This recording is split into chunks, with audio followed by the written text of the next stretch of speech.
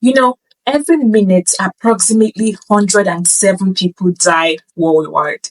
And this begs the question of what is the essence of life? At some point in your life, you have truly felt the agony of losing a loved one. And you must have asked a ton of questions like how, why, what happened.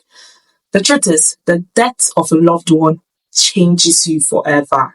Watching them die, get buried or cremated, and knowing you're only left with a memory of them for the rest of your life. And guess what? Memories fade, and then you struggle to keep appearances. With the mental implications of grieving death, human beings have not even failed to love, and we keep giving life. That's the beauty of it all. Then why are we afraid of death, since it is the only thing we are all promised? Well, a wise man once told me that the essence of life is to find its purpose. This I certainly agree, and this wise man happens to be my father. But then, according to the theory of absurdism, life is meaningless. In fact, the theory of absurdism is the belief that the world is impenetrable towards human attempts to uncover it. Well, in simpler terms, it's trying to say the world does not encourage you to find meaning in it, it gives you limitations. So, for every time a person loses a loved one, especially via unexplainable circumstances, a chord of absurdism is being strung in the person's life. So, how do we win debt? We can only win debt by accepting and by using it as a source of motivation. Well, here's a backstory for your understanding. Mr. John Doe was diagnosed of colon cancer. This was at the fourth stage, and apparently he was given some months to live. Well, this diagnosis came as a shocker to everyone, especially to Mr. John, knowing that the cancer had spread badly to a level where he could not even save himself but accept death.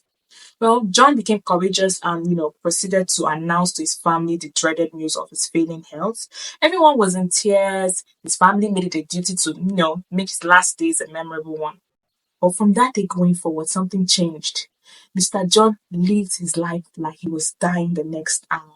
He made peace with everyone, established a relationship with God, tried fulfilling everything on his bucket list, forgave everyone, withheld grudges, even offered alms to the poor and needy. And most importantly, he treated his family with unrequited love. On his dying bed, everyone gathered, some with flowers, and he was even giving his own eulogy.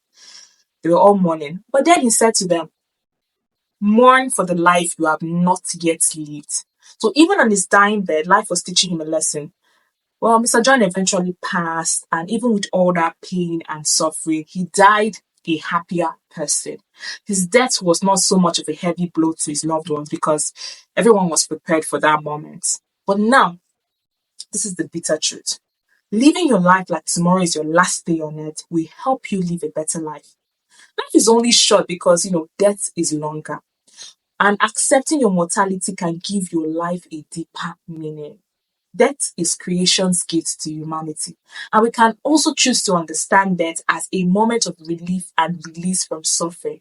Besides, how do we get to transform into higher beings without death? And not to sound insensitive, but I usually share with everyone who care to listen. A terminal illness, although very painful and disheartening, might be a gift. Being able to presume your death as a causative of ill health gives you ample time to prepare mentally. And to all of us who are grieving the loss of someone we hold dear, I sympathize with your loss and I encourage you to see it as one of life's lessons. Remember, grief is a normal response to loss. It is not a sign of weakness. It's only a sign of the depth of your love for the person you have lost. So allow yourself feel the pain, cry, and mourn. It's part of the healing process. Well, may the memories of our loved ones be a source of comfort and inspiration. And may we find peace, healing, and a renewed sense of purpose. Even in the darkest times, there is always hope. See you next time.